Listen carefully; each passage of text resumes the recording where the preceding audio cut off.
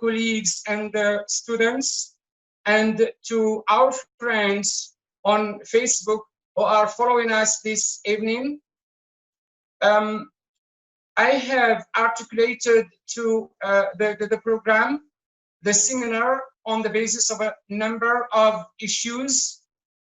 They are not all the issues involved in applied linguistics, but I have selected the most important, the major ones, those whom I think timely, controversial, and aching at the present time.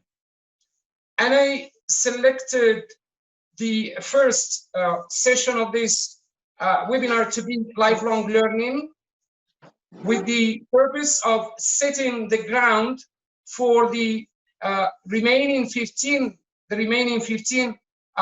sessions, because my colleagues and I will be referring to lifelong learning, all the issues treated, and the emerging perspectives on those issues are closely related to lifelong learning, or lifelong learning has become an umbrella term which refers to the innovations, the emerging issues in the field of education, lifelong learning as a mission and strategy of education and education institutions. It is also an emerging pedagogy, and it is an institutional issue. It is concerned with institutions of education in general and institutions of higher education, particularly their missions, strategies, objectives, and values. So I think this issue aims to set the ground to help students better follow, better understand the general theoretical, methodological, institutional framework of the issues that we will discuss, inshallah, in the next 15 seminars. Okay, so my advice, or I would advise my students to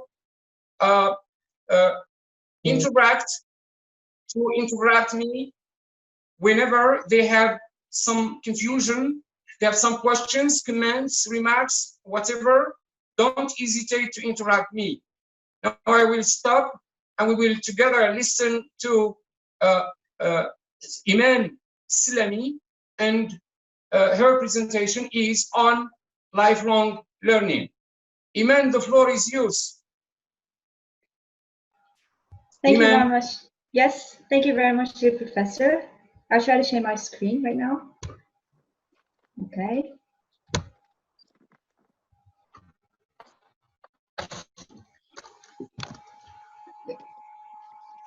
So, can you see my screen, all of you? Yes, we can. Yes, it's clear. Yes. Yes. Okay.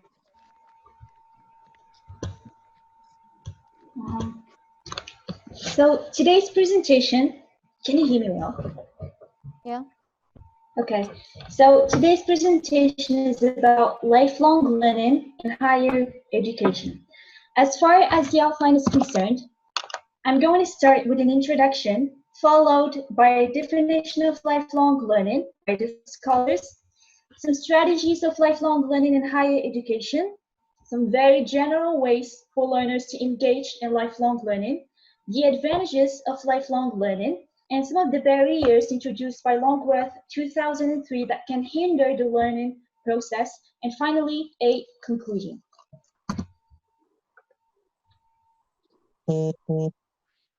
So in Cattle Oswald's Cultura Pedagogica from 1927, it was stated that the development of lifelong education began before World War II.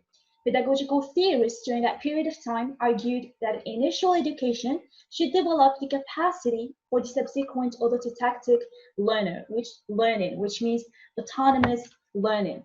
and that mutual learning between an individual and the community takes place throughout one's life.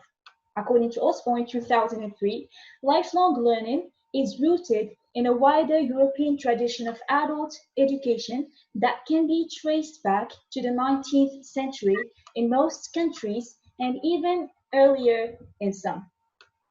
Now, the choice to adopt lifelong learning as a feature of an approach to higher education must derive from a set of declared values about the purpose of learning through life and learning for life. This means that learning lifelong and life-wide.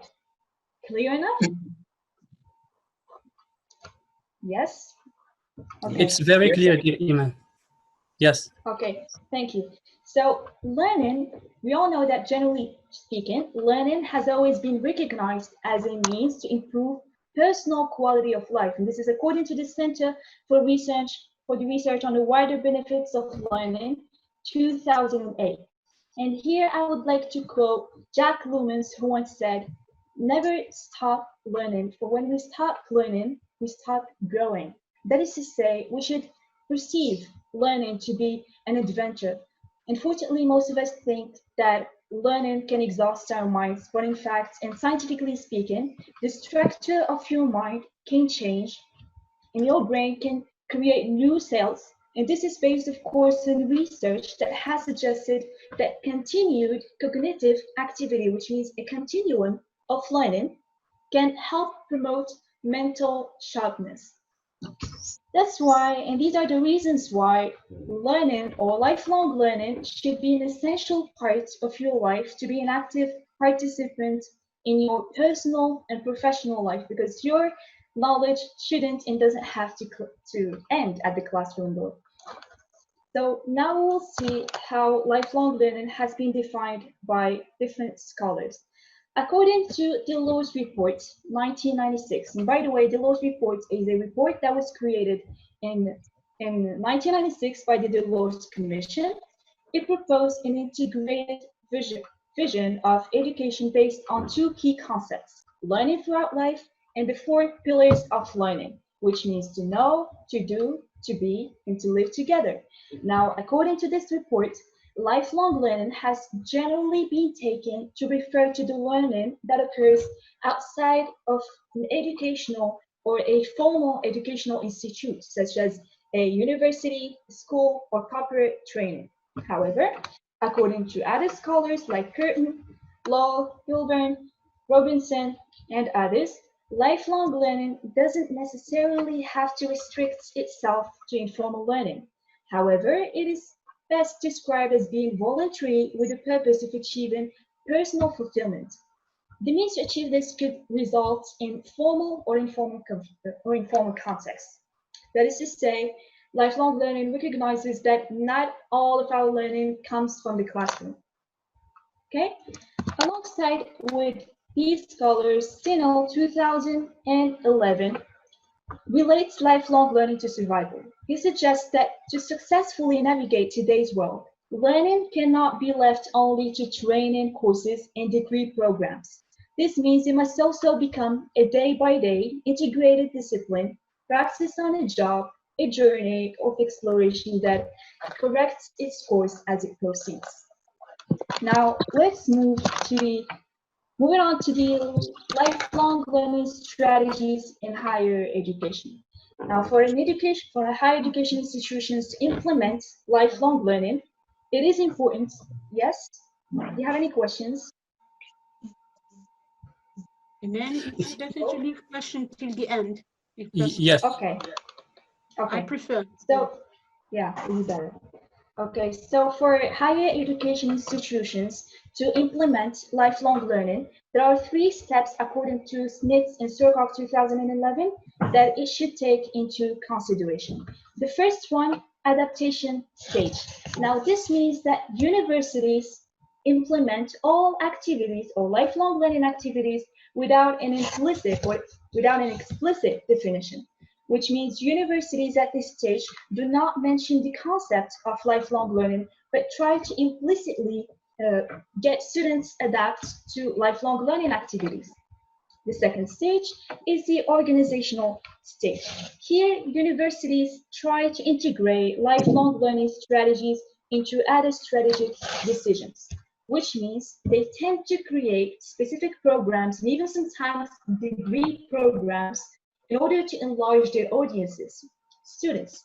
Usually, they create services and specific units to attract and manage a broader pool of students. The third stage, according to Smith and Surkoff, is called the cultural stage.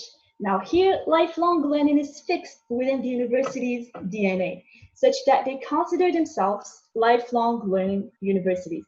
Why is it called cultural? This implies a major cultural change within universities. In this stage of affairs, all learning initiatives are learner-centered. Learning is shared. Learning is valued wherever and wherever it takes place, lifelong and life-wide.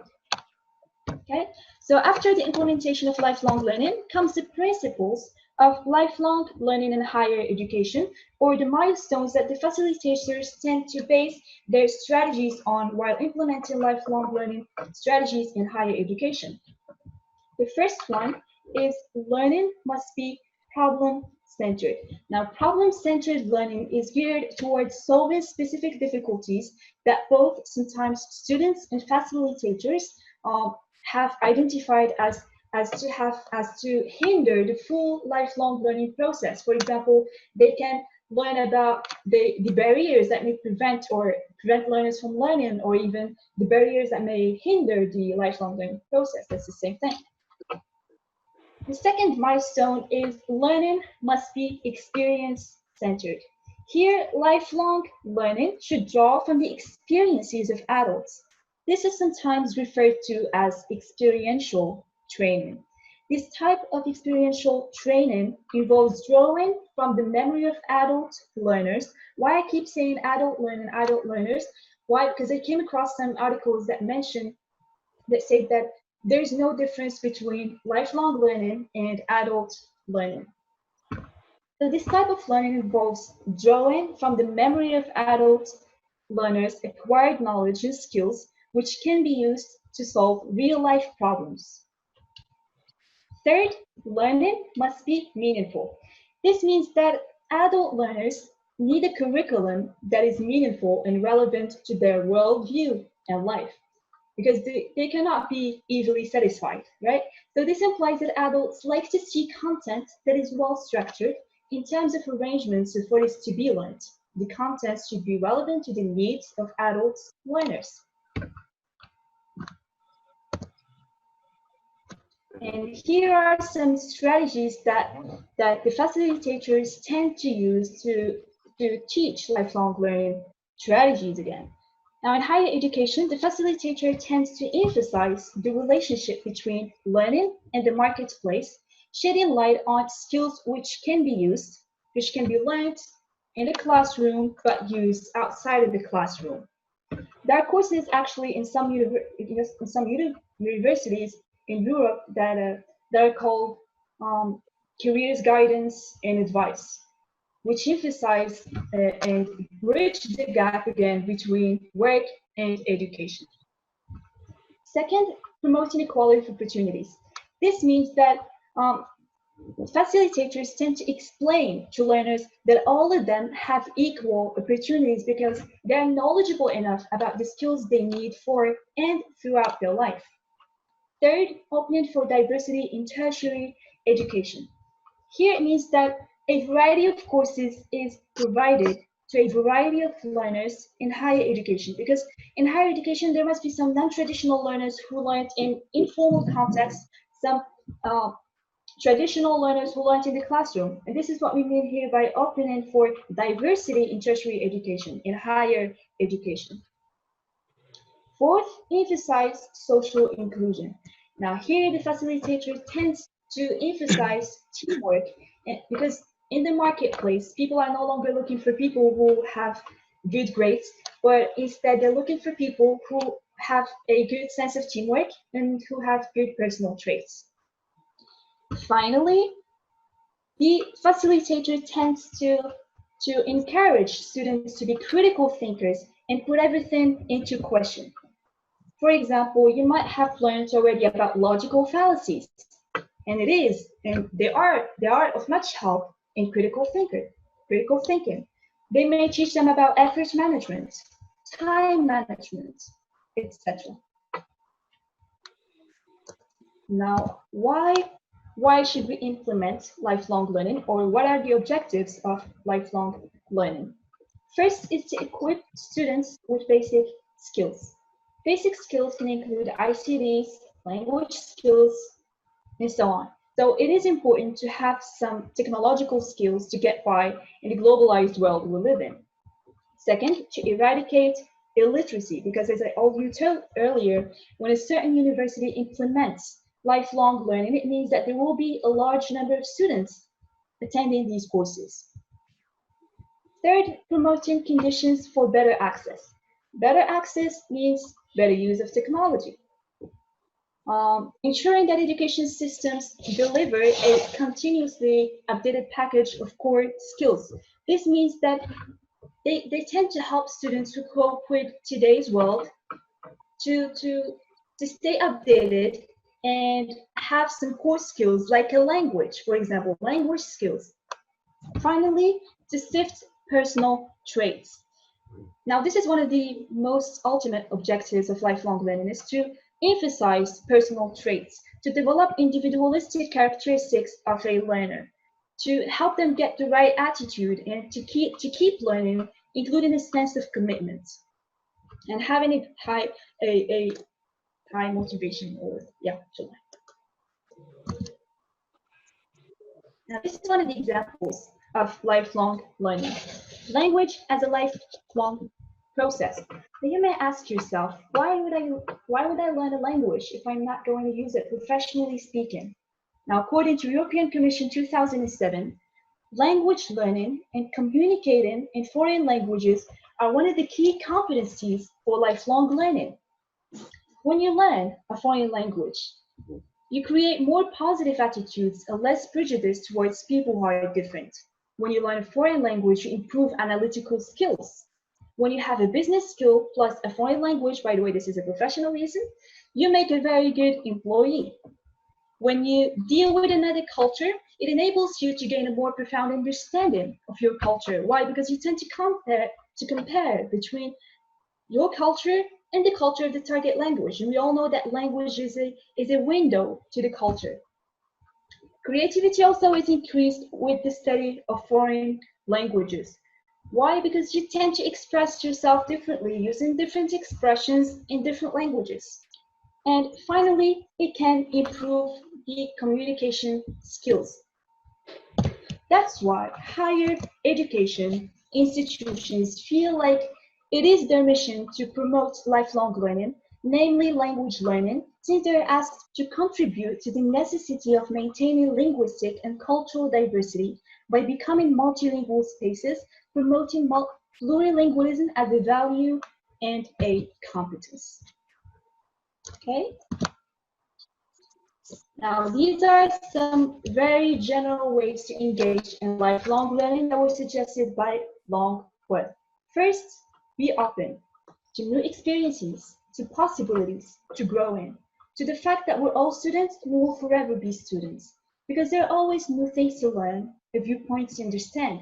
As Marcus Aurelius, who is a philosopher, once said, everything we hear is an opinion, not a fact. Everything we see is a perspective, not the truth. So it's all about seeking out new opinions, even if they differ from ours, because it is completely okay not to know a lot of things. Second is to embrace the beginner's mind. Now, honestly, we all had a point in life when we convinced ourselves that we knew everything. We did not need any help, and we could do everything on our own. And truth be told, that's a bit silly. Now, because research has suggested that self-perceptions of expertise increase closed-minded cognition. This means that the more you think you know, the more narrow-minded you become. So you may ask yourself, what is a beginner's mind? A beginner's mind is dropping our expectations and preconceived notions about an issue. It is to see the world anew with an open mind and fresh pair of eyes. once we begin experiencing life with the curiosity we once had as children, it is time to start asking questions, which is the third step or the third way. So ask questions. When you do not understand something or you feel unsure about an issue, the best solution is to ask questions, as simple as that. Now, we cannot count how many times we didn't ask questions in the fear of looking silly, inconveniencing, or burdening others, or just purely out of pride. If you want to be a lifelong learner, you should put all these feelings aside, which means you should try to ask more questions, not a yes or no questions, but WH questions, because those kind of questions, requires more thought to answer. And according to Voltaire, judge a man by his questions rather than by his answers. Be proactive in seeking answers.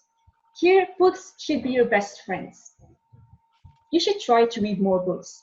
Try to rely on great resources until you get satisfactory answers to all the questions that you had before. You cannot leave a question unanswered, right? Then another way would be listen and listen, learn to learn. Because sometimes we don't listen to learn. We listen to wait for our turns to speak, as we saw in conversational analysis and discourse in sociolinguistics. Now here you need to listen with full attention to understand the meaning of what is being said, okay? And this applies perfectly well to learning as well. Northworth suggested another way to engage in lifelong learning, which is take action. Now, according to Jim Rohn, who is an entrepreneur, an author, motivational speaker, do not let your learning lead to knowledge. Let your learning lead to action. Because whatever you do not employ, you forfeit. Whatever you do not use, you lose. For example, ambition unused diminish.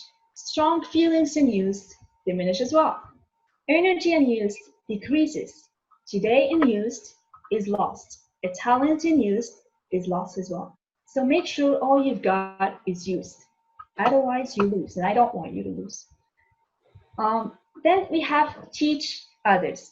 Teach others. You don't have to be teachers to teach others. Teaching others what you know will also help you ensure that you have full comprehension of what you are trying to explain. So it is like a real test to your knowledge. The last way to engage in lifelong learning is to join a study group. Now, find virtual study groups online where you can collaborate and learn from people with varying experiences. Take insight on board from a variety of sources and apply it to your own knowledge. There is a W missing there. I'm very sorry. To your own knowledge. Now, if you take all these ways into account, you'll be able to be a lifelong learner who is curious, skeptical, creative, initiative taker, persevere, perfectionism seeker. And these are some of the characteristics of lifelong learners.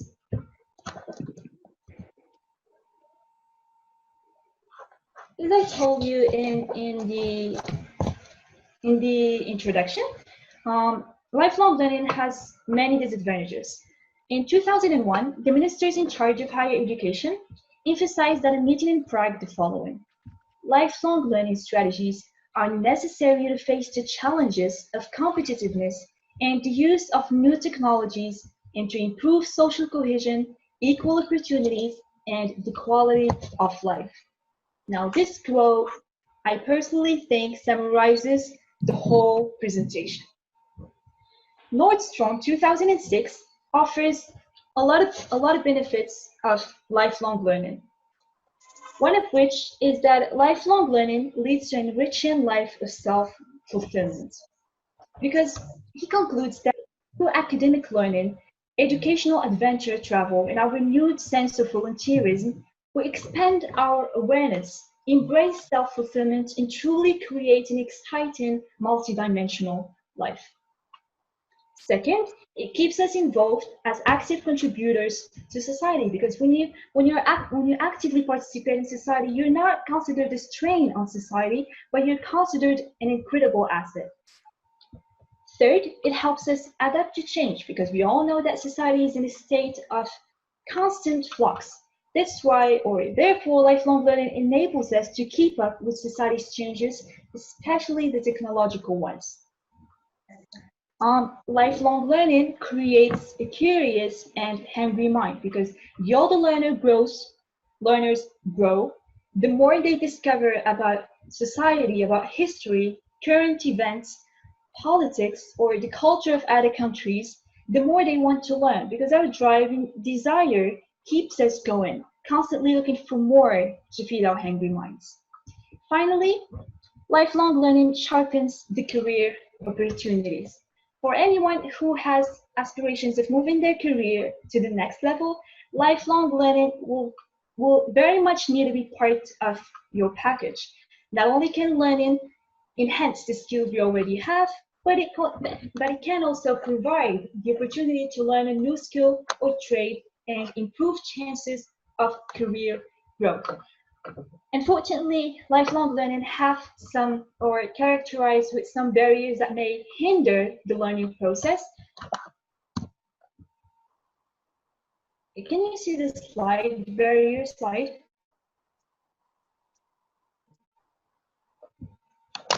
Can you see the barrier slide? Yes. Yes, we do, Iman. Okay, thank you.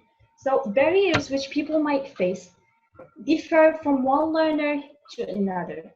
On one person, it may be financial issues that bar them from taking on a learning opportunity. For another, it may be cutbacks at the office that prevent any kind of structured learning. Now, LongQuest provides a list of lifelong barriers as follows. The first one, mental barriers. This can be low aspiration, low self-esteem, bad childhood experience of learning, lack of confidence, lack of motivation, and even some negative attitudes towards learning. Financial barriers, which means lack of finance to participate in a learning activity, or even sometimes when there is a lack of study facilities at home. Sometimes even the higher education institutions do not have, let us say, funding, or they have a lack of funding from their part to implement lifelong learning.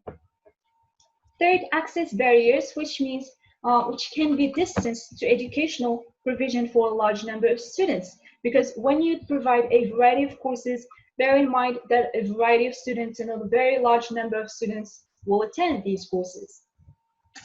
Fourth, learning design barriers. Learning provision, which is not geared to the needs and characteristics of lifelong learners, who does not sufficiently take into account the individual differences, because after all, science has claimed that no two brains are the same, and we need to take the individualistic differences of each learner.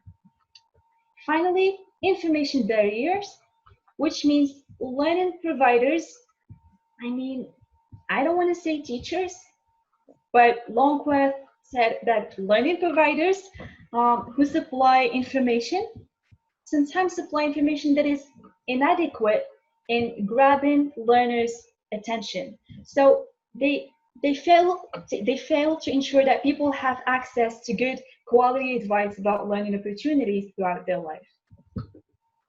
Now, some of these barriers can be overcome by distance learning, by providing more ICT, which offer the ICTs, which offer potential of reaching everyone, everywhere, can create flexible, rich, and interactive learning. And this is actually according to Harrison, 1993, who said that all these barriers, be them financial, learning design barriers, can be resolvable through the use of technology.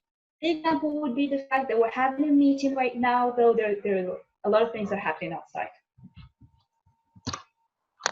To make a long story short, most of us, or let us say many students, are too obsessed with getting good marks rather than actually learning and processing the material for long-term use. And everyone just forgets about what they learn after finals. Unfortunately, it's about getting the numbers through to graduation, while lifelong learning is totally the opposite. It's about following your passion for languages, developing your first mobile app, for example, or even improving your musical or artistic skills. The only requirement is to learn something new every day. And as Abraham Lincoln stressed, I do not think much of a man who is not wiser today than he was yesterday. So try to embrace the beginner's mind and remember that Socrates once said, true knowledge exists in knowing that you know nothing. So thank you very much for your attention, dear learners. Stay hungry, stay foolish, stay safe. Thank you, Iman. Thank you. Thank you, Iman. Thank you very much, Iman. Thank you a lot, Iman, for your great efforts. Thank you very much. Thank you very Thank you, much. Iman, for your great presentation. You have you, sir. really covered a number of issues which are essential in understanding lifelong learning. Before giving the floor to your friends, I think Professor Mubtasim has joined us. Si Mohammed. Professor Mubtasim. Yeah. Professor Mubtasim. Okay, I think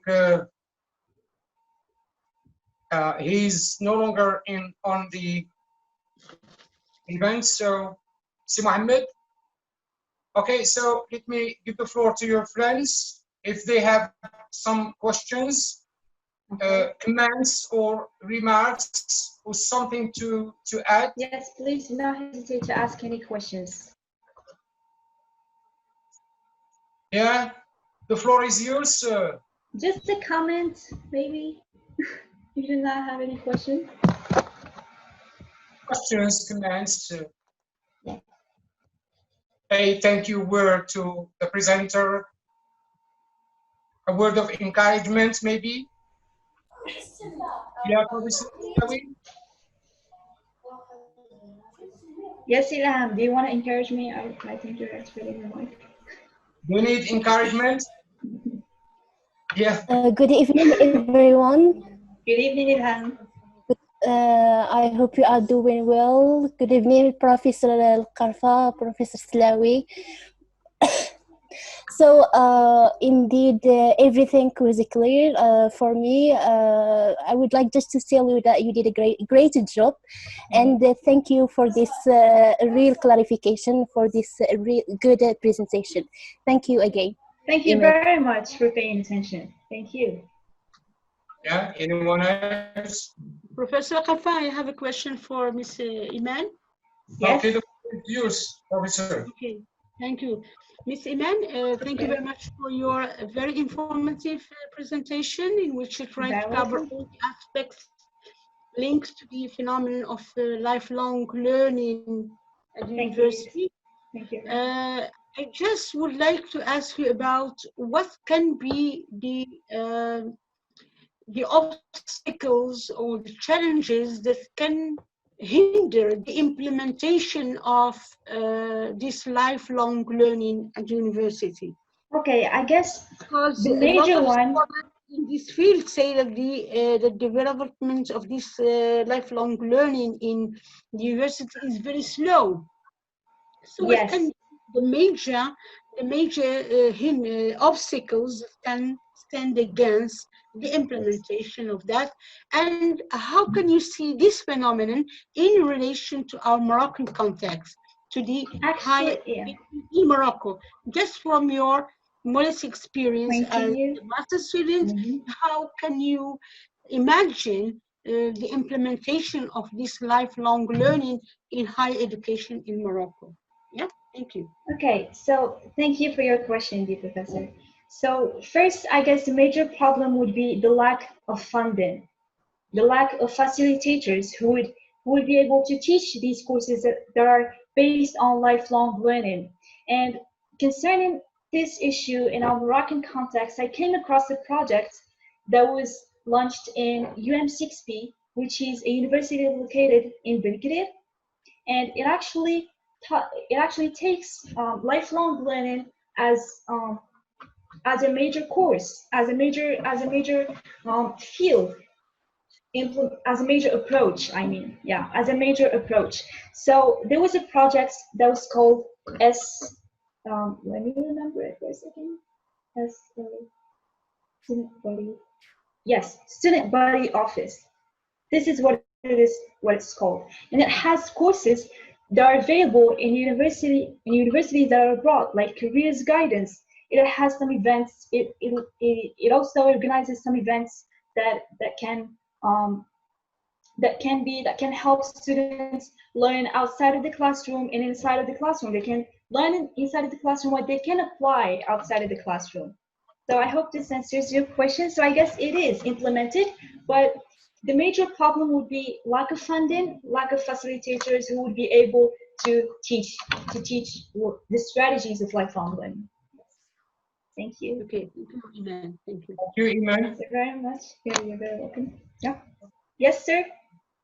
Yeah. Any comments from your friend?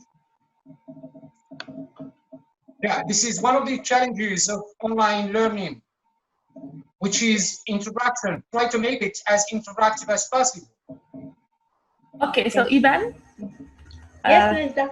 thank you for your presentation. It was really helpful for the Thank you very topic. much. I have not a question, but only like just to discuss. So you said that lifelong learning doesn't happen just inside classrooms. Yes. Good. Okay. So can you give us some examples of where else can it happen? It can happen at home, with your family, inside a community, because there are three types of lifelong learning. There is the lifelong learning that may happen inside of the classroom, which is in the formal context. Okay. There is the lifelong learning that happens in non-formal contexts and informal contexts.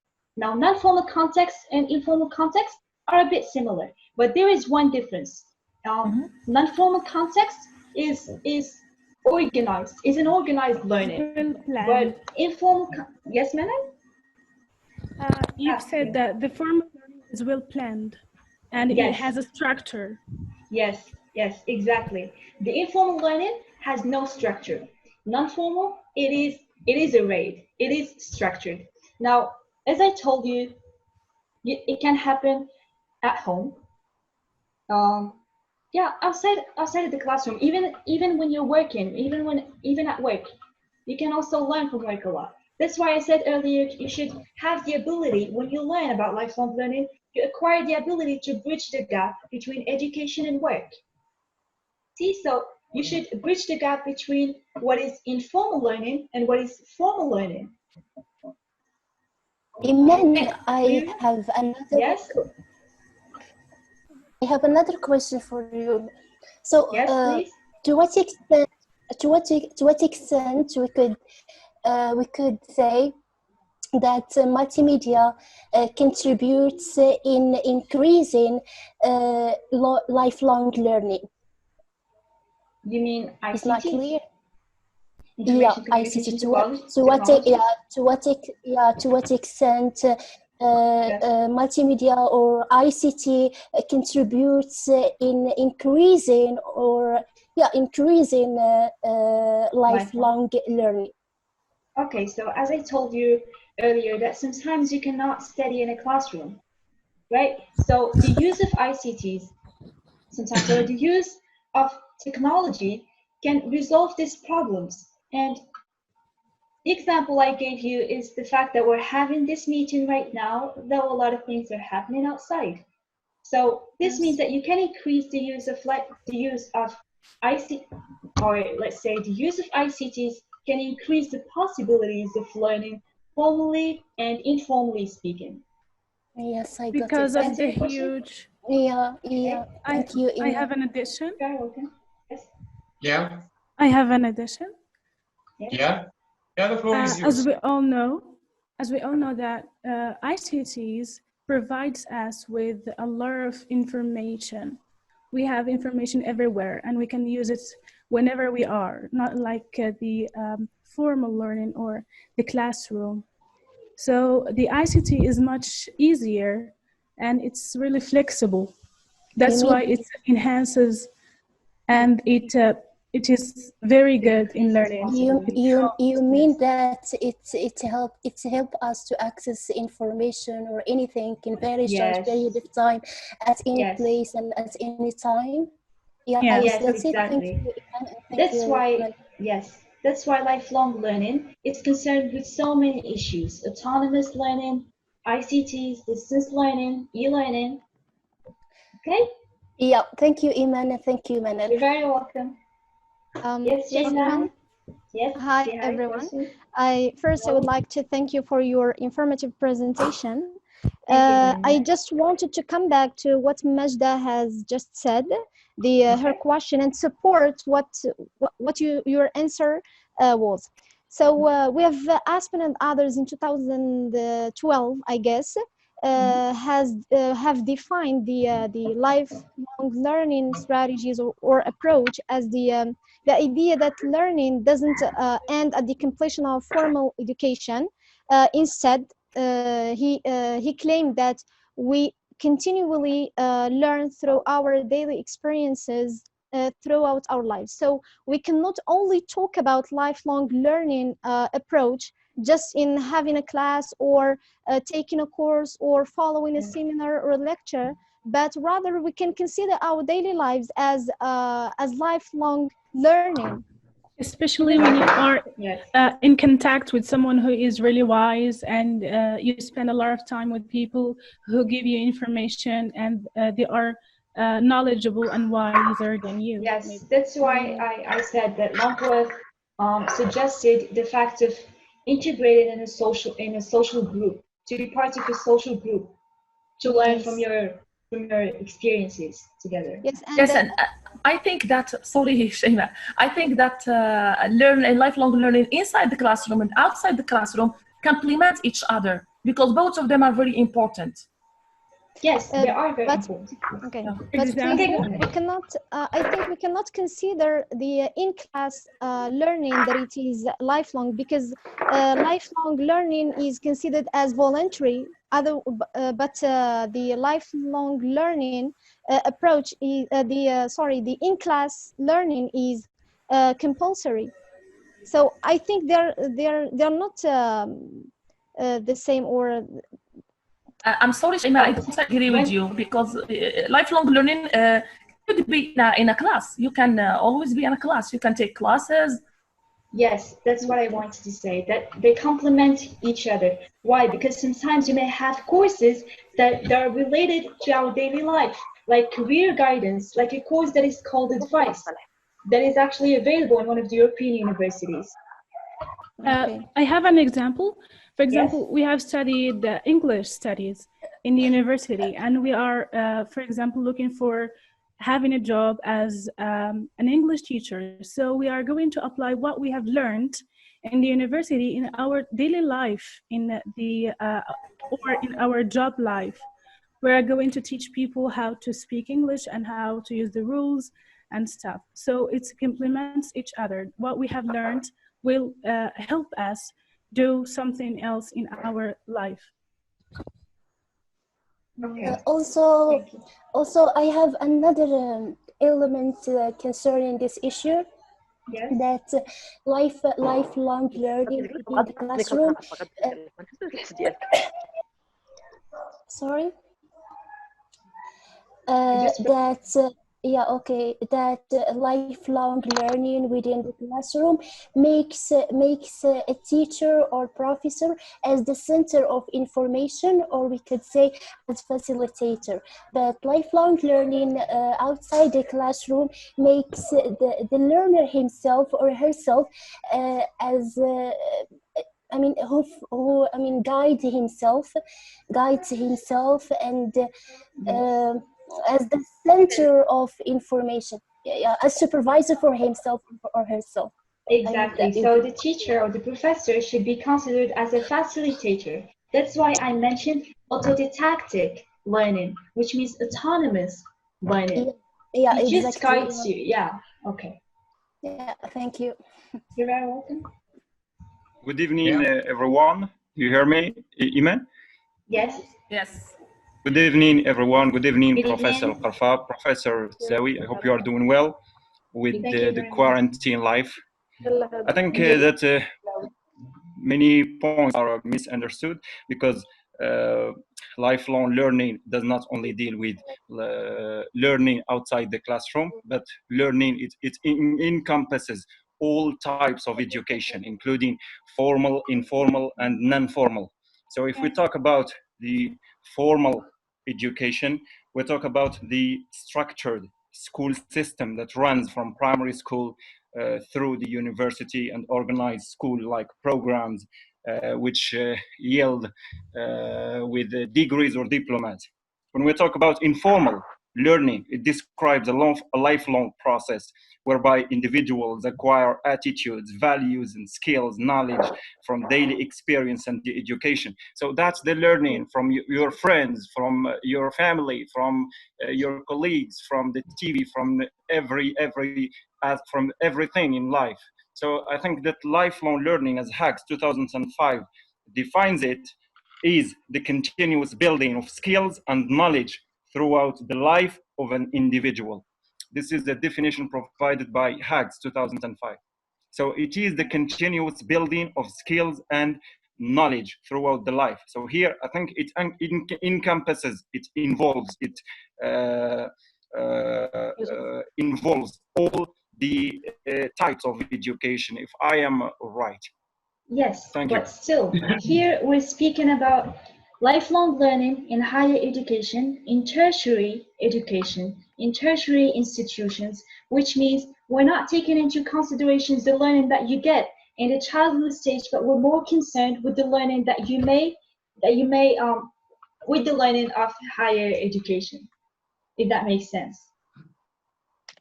Yes, Iman. Yeah. Yes, please. Yeah. Okay. Okay. Good evening, everybody. Good evening, Mohammed.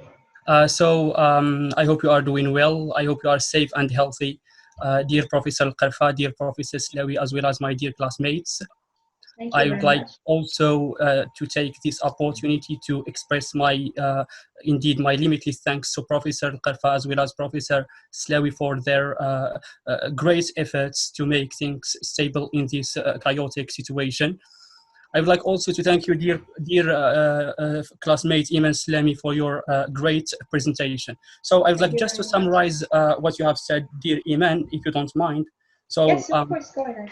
So I think, roughly speaking, lifelong learning is the learning that takes place outside formal educational institutions such as universities, schools, and so on and so forth. So we can say that all what we we are all lifelong learners because we have a variety of interests, we have a variety of goals outside the formal indeed institutions. So that's why I will say that lifelong learning is based on the view that learning does not necessarily come from classrooms.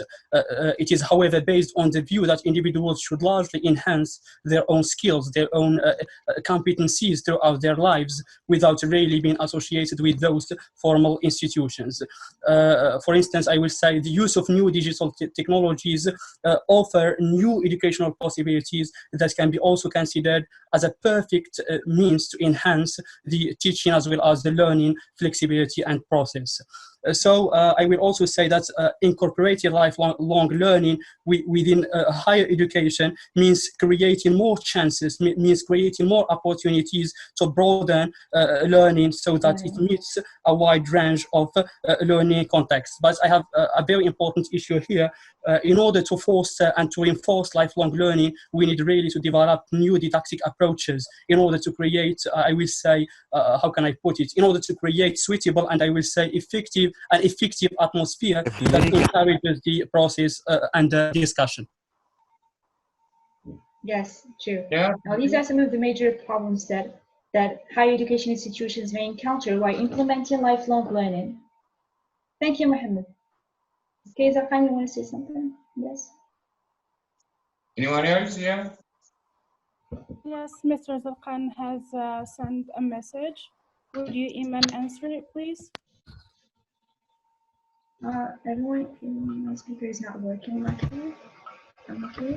While you're probably referring to skill courses more early current. Even it, right? My message is yes, your message is very well relieved. Revealed. Revealed. Oh my goodness. Yes. Yes, I'm referring to skill courses as well. Now there should be a complementary relationship between courses that we take apart from courses that has to do with lifelong learning and lifelong learning courses, which means, as Majda said earlier, they should complement each other. Please, if this doesn't answer your question, you can write it down. You can type it. Yes, thanks. You're very welcome. Okay. Yes, Iman. Yes, sir. No more questions, comments. Yes, yes, Professor. Okay. So I think now it is my turn to take the floor. Thank you very much, Iman, and your friends for raising important questions and issues related to lifelong learning. And I think the points that you have raised are other reasons why I have decided to start with a seminar on lifelong learning. Because you have raised questions related to learning, related to e-learning, to ICT, to distance learning, learning within and outside the classroom. Yes, please, can you mute your... Is it okay?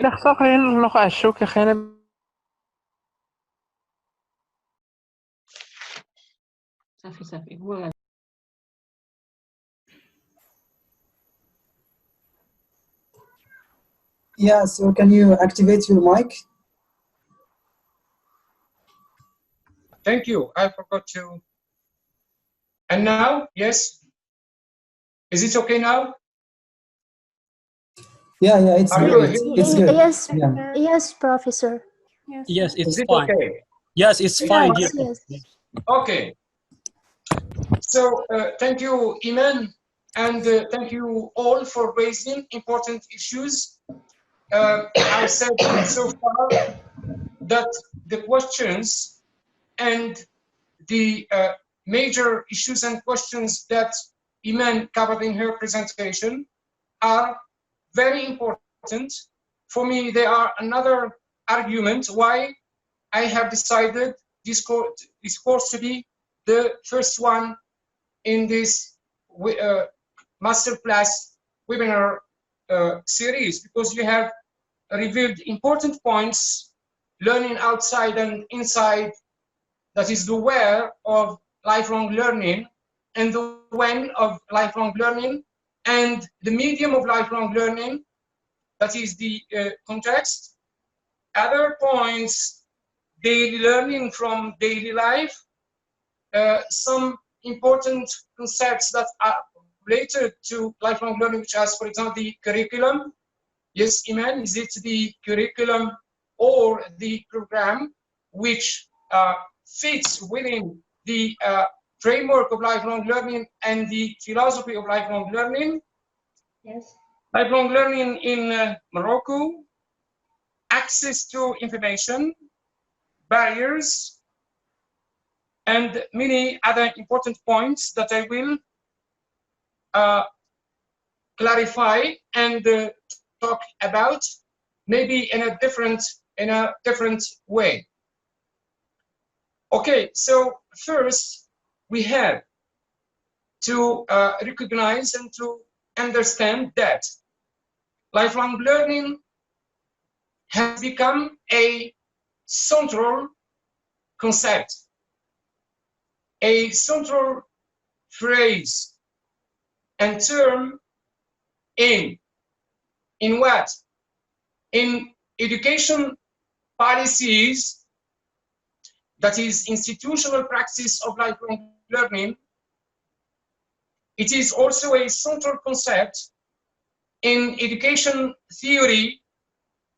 Okay, so we have education policies, education theory, and we also have research. Lifelong learning has become an important area in research on education. And more importantly, maybe what is more relevant to us is that lifelong learning is a pedagogy, or an umbrella term covering, covering new and emerging pedagogies in formal, non-formal, and informal contexts. Okay. So this concept has become widely used by all stakeholders in the field of education, and this is very important, it has become prestigious. It is now a prestigious term and concept, lifelong learning, l'éducation tout au long de la vie, very prestigious. And this prestige may cause some confusion and some dogmatism. Dogmatism, which is exactly what lifelong learning is not. Lifelong learning is contrary to dogmatism. Okay? So for a better understanding of lifelong learning, there is a theoretical ground. There are some historical changes that have happened in the field of education, education theory, and educational reforms and educational practice that we have to understand, which would be enlightening for us, which may permit some deeper understanding of the issues that we are debating and discussing today. And these changes I have classified and articulated along a kind of some basic concepts used in the field, or that have been used in the field of education, and which are not merely terms.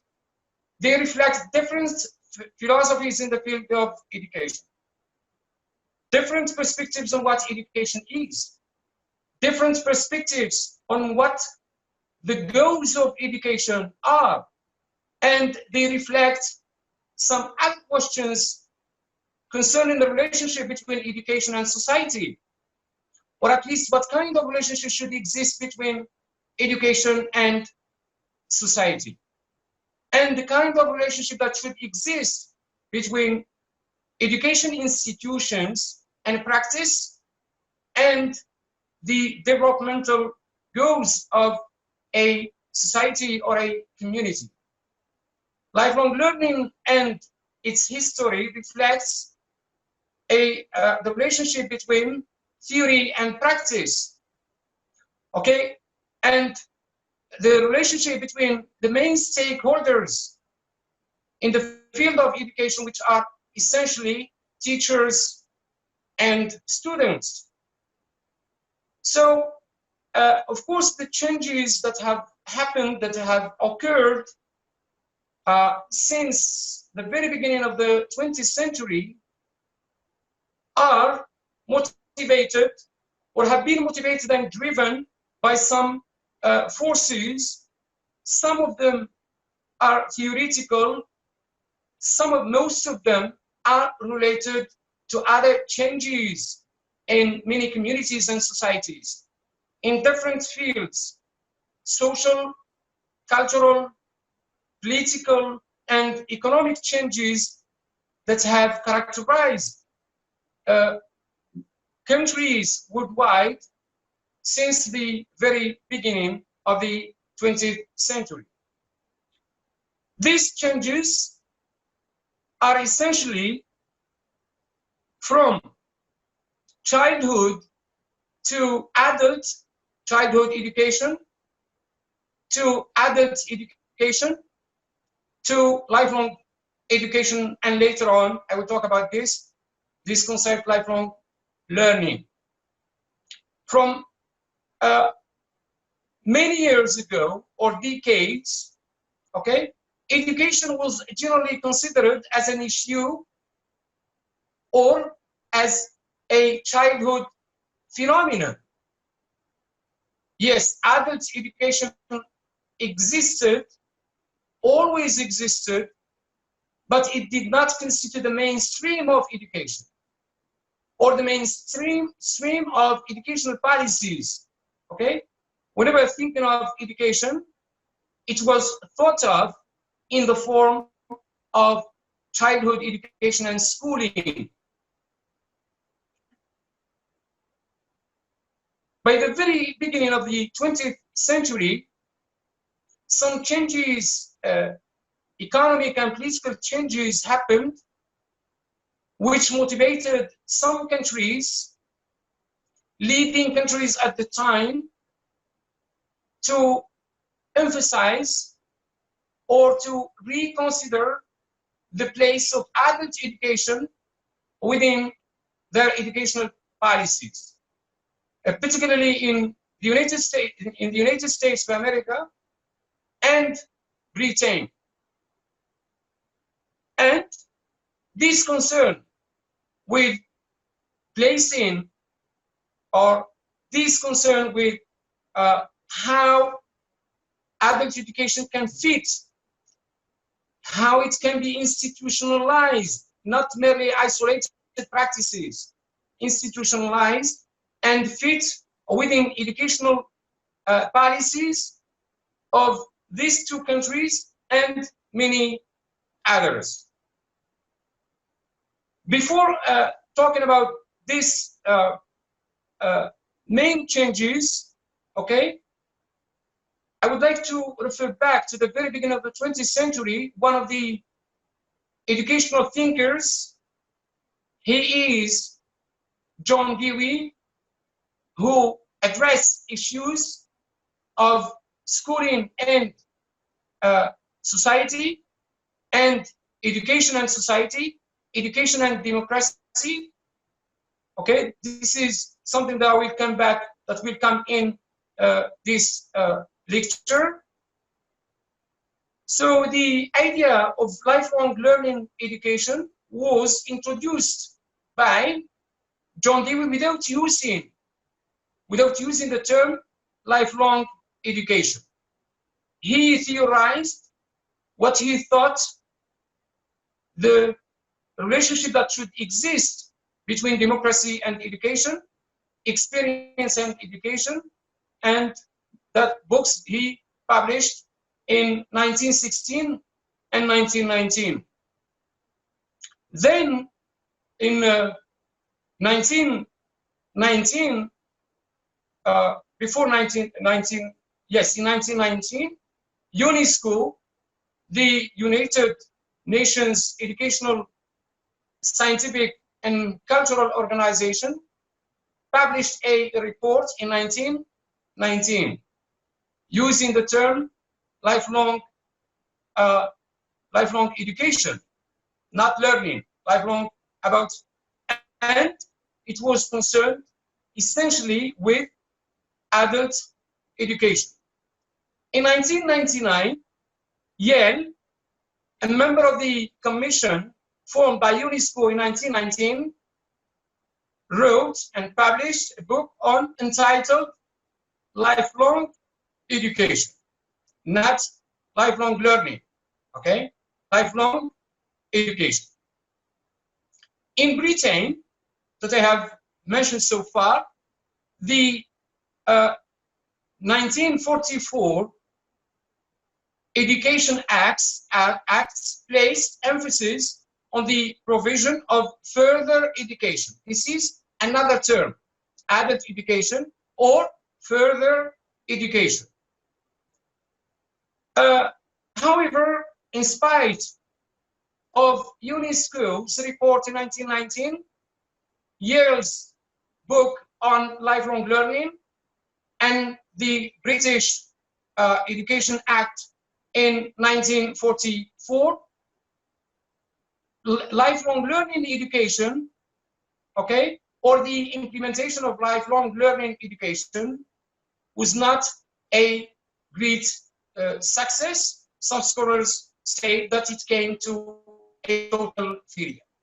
Something else that I would like to mention is that the ideas, the enlightening ideas of Dewey were not so influential at the time. Maybe because of the dominance at the time of structuralism, a strong and dominant school in linguistics, and behaviorism in psychology, and both of them were supported by and grounded in positivism.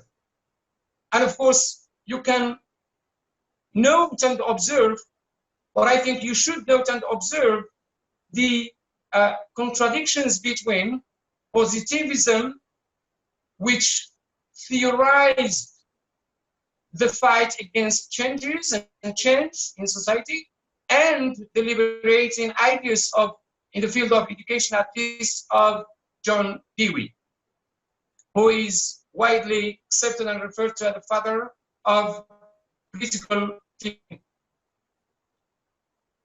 However, in the 1960s, okay, after the Second World War, as you mentioned, the event, adult education became accepted in many countries, particularly the United Kingdom and US. And once again, UNESCO did not give up. UNESCO launched another report by the very beginning of the, by the mid-1970s, okay? And if you, I think you remember, I always stop at the changes that happened in the 1960s and the beginning of the 1970s for a better understanding of many changes that happened or that have happened in education in general and in English language education in particular, and language teaching and learning. Okay, so the changes that happened in the 1970s, a general, okay, the emergence of a number of disciplines in the field of social sciences, and the humanistic movement in the field of education in general. This is something that I think we had time to talk about, and we'll be talking about learners' autonomy, autonomous learning, learning to learn, and many other issues that we will address in the in this webinar series. Okay, so the first shift, please remember that it was a shift from, okay, childhood to adult to lifelong. Okay, I will explain later why adult, because adult education and lifelong adult education is one of the terms, okay, one of the forms of education that was provided to adults. There are other terms I will explain in maybe in 15 minutes, continuing training, etc. Okay, and continuous training, professional development, etc. So this is the first shift. The second change is that shift from, or change, because these changes I have entitled changes and continuities, by the way. Changes and continuities, they are not exclusive. The changes are improvements on the practices that existed before. They have come together to define lifelong learning, okay? So from the few to the many. Of course, education was conceived, when it was conceived, as essentially a childhood phenomenon, so it excluded adults, okay, the majority. And within this perspective on education, it was elitist. Okay, in Britain itself, in the US and many other countries, it was selective, elitist. That is, it was addressed to the elite, to those people who should be prepared to have positions in different positions in different professions, maybe in government and government agencies. Okay? So it was elitist education. But later on, by the 70s and the 80s, okay, there was a shift from education of the elite to the education of the masses. Another shift that is no less important, that is the shift from learning as a process to learning as an institutional phenomenon. Education was conceived of as an individual phenomenon, that is the process of teaching and learning. But within the framework of lifelong learning, it is an institutional phenomenon. Okay, so it should be a major concern of education policies and education institutions. And by the end of this lecture, I will explain this point while talking about leadership and education leadership as one of the prerequisites of successful implementation of change. Okay, for the moment, it is a shift that you should do some more readings about, from learning as a process and to the conception of learning as a not only individual but institutional practice, institutional leadership, institutional strategies, missions, objectives, and values.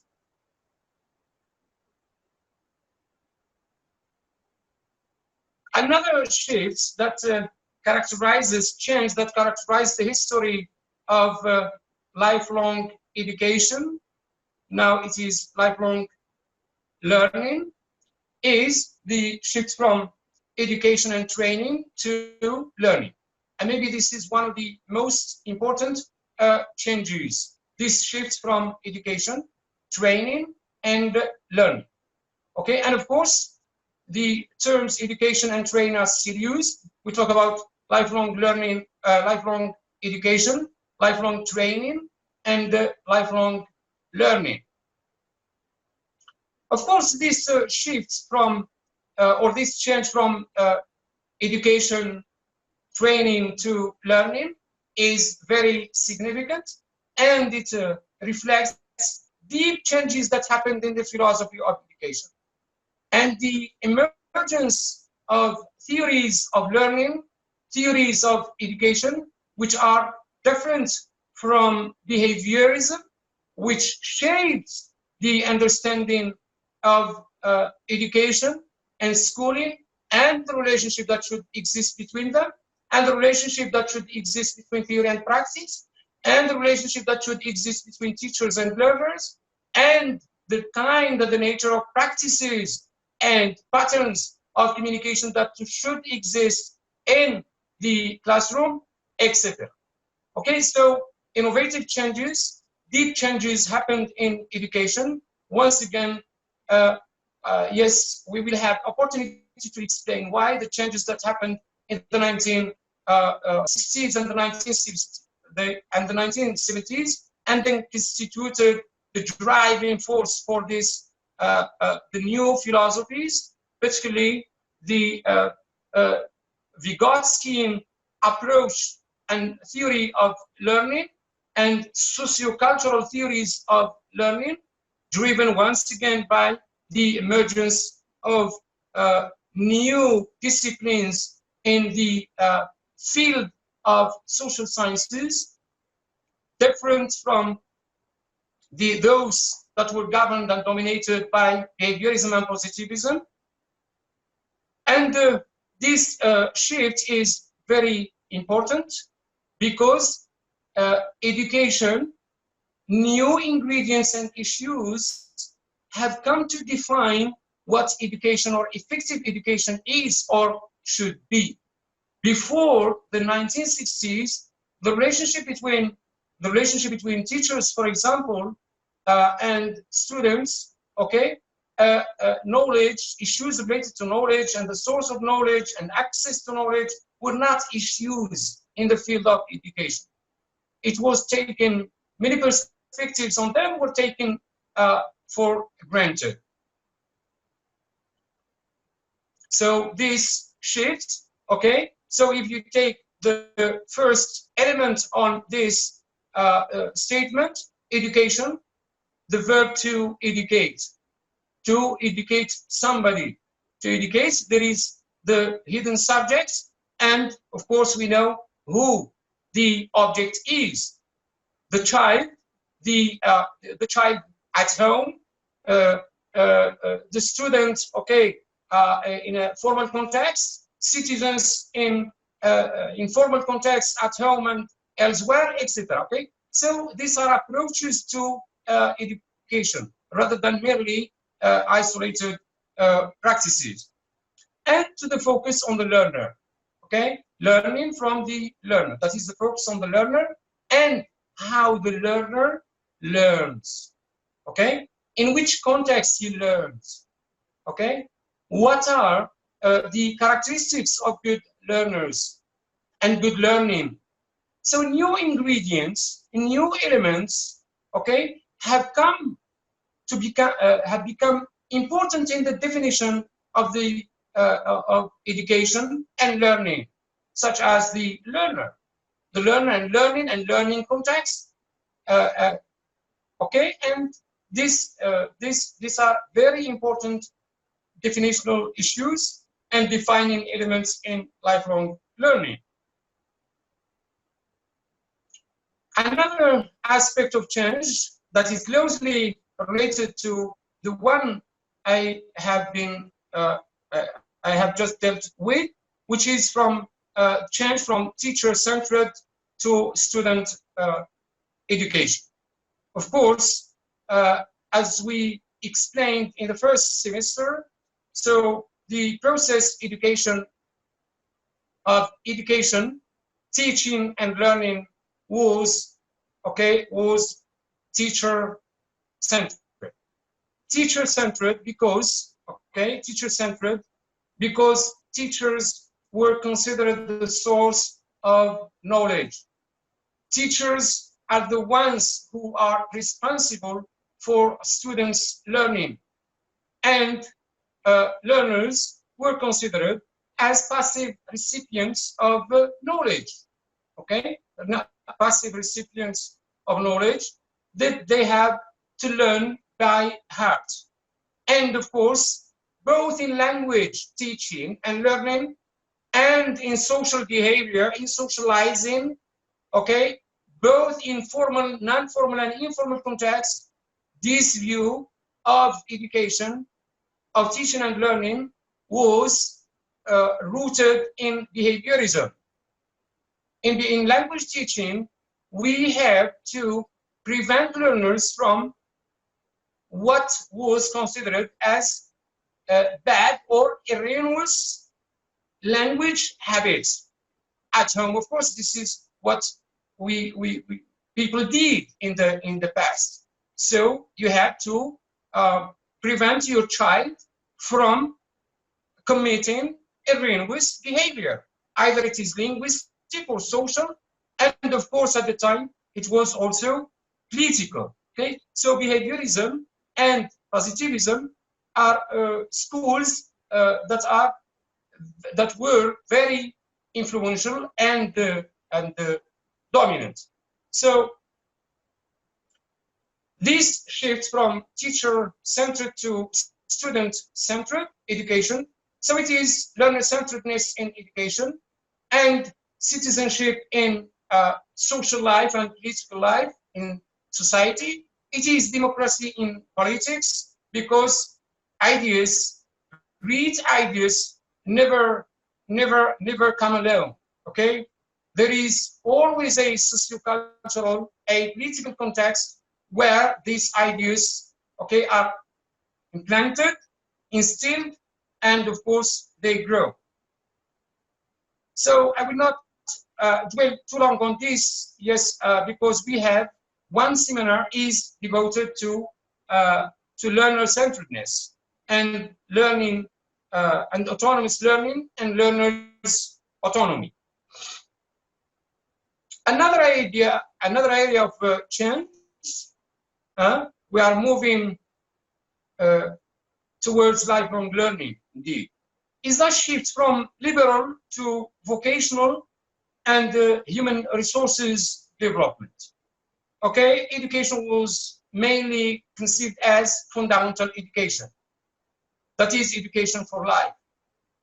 Later on, given the changes that happened essentially in the field of economy, okay, the industrial sectors needed skilled workers which are highly qualified, having some competencies, okay, to integrate in the job market. So there was a change from merely arts, humanities, in general education for life, to education which is job-oriented, market-oriented, vocational education. And this change was, say, moderated by the introduction, because sometimes some terms used in vocational training, okay, were more or less offensive to employees. So human resource development, okay. This and of course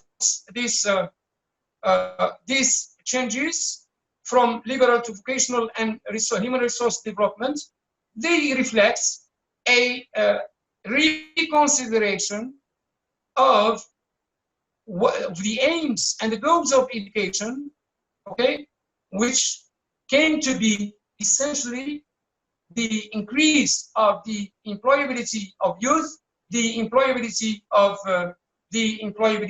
youth, and the employability of graduates, and how to ensure maintaining and sustaining that employability. Another area of that, from theoretical to practical. And this is very important. In the first half of the 20th century, so education was based on theory. And teaching theories in different fields, either in philosophy or sociology or physics, languages, linguistics, literature, okay?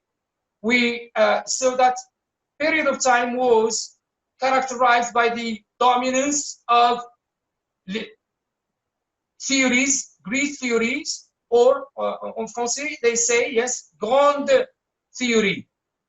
Okay, so the dominance of theory, and that is an employee, or if you want to join the job market, you should master the theory or the theories that you have taken in your courses. But are you hearing me? Yeah. Yes, please. Yes, Yes, sir. yes, professor. We are following. Yeah, no problem. Okay, Yeah. so the first half of the 20th century, it was theory. Theory was the dominant component of education, to the extent that some courses in the curriculum were defined by theory X and theory Z. So it was articulated and organized in terms of the big theories existing in that field, which is still the case in, generally speaking, in some departments nationwide, okay? But the changes, once again, that happened, and the complexities, the complex and complicated changes that happened since the end of the Second World War, okay, required to reconsider that situation and the need for practical skills and competencies and the need for practice to understand, okay, to understand the complexities, the characteristics, the nature of the emerging societies and emerging realities in education and in elsewhere after the Second World War. And of course, just to give you another term for the change, for a better understanding. So there was a change from theory, from practice to practice. You need a theory. You should have a theory in your hand, theory to guide your practice. But later on, now, it is no longer the case. Theory in practice, that is, theory should come from practice. For example, in our case, teachers should develop their theory from practice, and they should learn from themselves. Sorry. Another change is from single discipline to multidisciplinary to integrated knowledge. Okay, so education was organized in the form of disciplines. Okay, once again, the 1960s, 1970s, because the forces or the driving forces for the changes that happened are almost the same.